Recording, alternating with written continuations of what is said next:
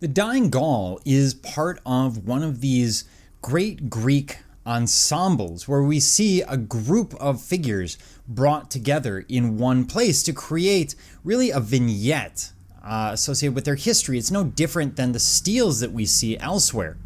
In this case, looking at a victory over the Gauls, who the Greeks referred to as basically anyone in Northern Europe. And what we're looking at is a Roman copy of the earlier statuary groups. Here, the sculptor has captured the distinct features of these foreign Gauls.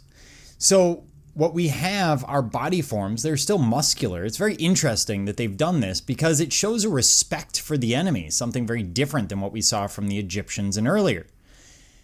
And they're doing this because why show that you defeated an enemy that you should have defeated? It would have been an easy win.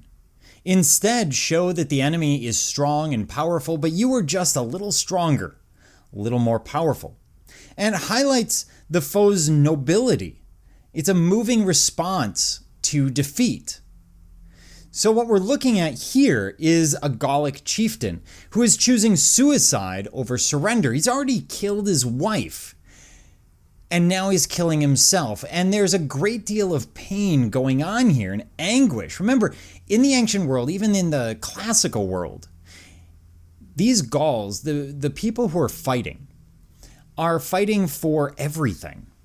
If they lose, their gods die, their culture dies, their family is going to be enslaved or killed, or life will be very, very, very difficult for them. They will lose their land, they will lose their livelihood, they will lose everything. This is total war on a scale that you can't imagine in terms of the outcomes that come out of it. And it must be appreciated from all sides. Here we see the wife. She's been killed. And you go, well, why did he kill his wife? Because otherwise she's going to be sold into slavery. She'll be walked through the streets. She'll be a prisoner of war. Everyone's going to jeer at her. She'll be looked at as if she's loot. And then she'll be sold into slavery. And that's a horrific thing if you've lived your life free. That's the problem with this sort of prisoner of war slavery that we see in the classical world. We get a very theatrical, intense sense of what's going on. And he's slowly letting her down. Of course, he loves her, so he doesn't want to just drop her body. He's trying to let her down while at the same time thrusting this sword just above the clavicle and hopefully straight into his own heart. They exaggerate the male's musculature, giving the sense of a warrior who is more than capable of holding his own, but lost the day to superior Greek tactics, intelligence, rationality. And he's portrayed as a savage. And he's portrayed as a savage yet noble foe.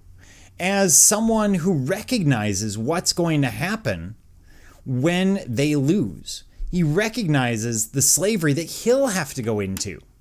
How he will become nothing more than a really fancy possession. And this emotion, this drama, this theatricality is what really sets the Hellenistic apart from its earlier counterparts. We don't see this in the Discobolos or the Spear Bear, but we do here. The pain, the anguish, the really capturing the human condition properly for the moment.